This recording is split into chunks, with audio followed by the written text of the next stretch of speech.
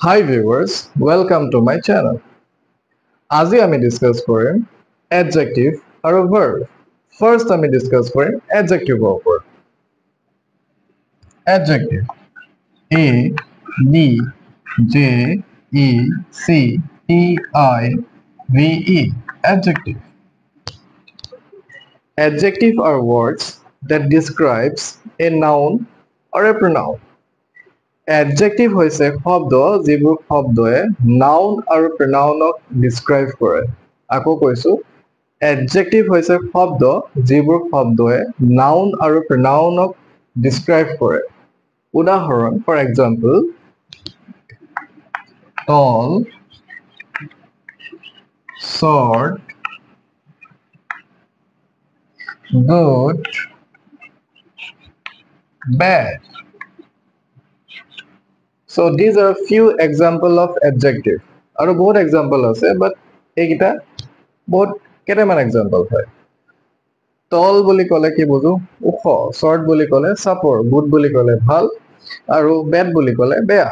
So এই example কেইটা আমি sentence যদি ক'বলৈ যাওঁ he is a tall boy মানে he এটা ওখ ল'ৰা. He is a short boy মানে he এটা চাপৰ ল'ৰা. So tall আৰু short কাক বুজাইছে nounক বুজাইছে. boy মানে কি noun হয়. তাৰ পিছত কৈছে she is a good girl তাই এজনী ভাল ছোৱালী. she is a bad girl তাই এজনী বেয়া ছোৱালী. তাৰ মানে ভাল কাক বুজাইছে ছোৱালীজনীক বুজাইছে, বেয়া কাক বুজাইছে ছোৱালীজনীক বুজাইছে. ছোৱালী মানে কি noun.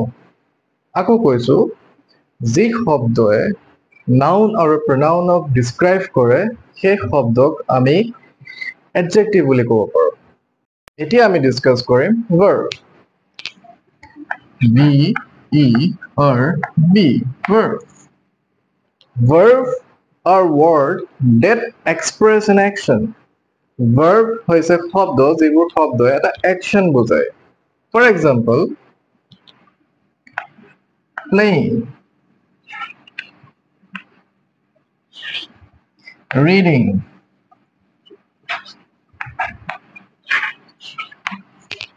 playing, reading. Playing মানে হৈছে খেলি আছে, reading মানে হৈছে পঢ়ি আছে.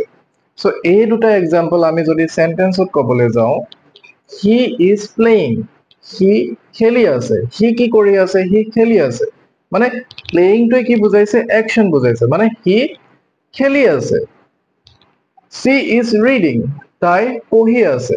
reading মানে কি বুজাইছে যে তাই পঢ়ি আছে মানে reading টো এটা action বুজাইছে. So verb are word that express an action. Verb হৈছে শব্দ যিটো শব্দয়ে এটা action বুজায় মানে কিবা এটা কৰি থকা বুজায়. যিটো শব্দয়ে কিবা এটা কৰি থকা বুজাব তো সেই শব্দটোকে আমি verb বুলি ক'ব পাৰো.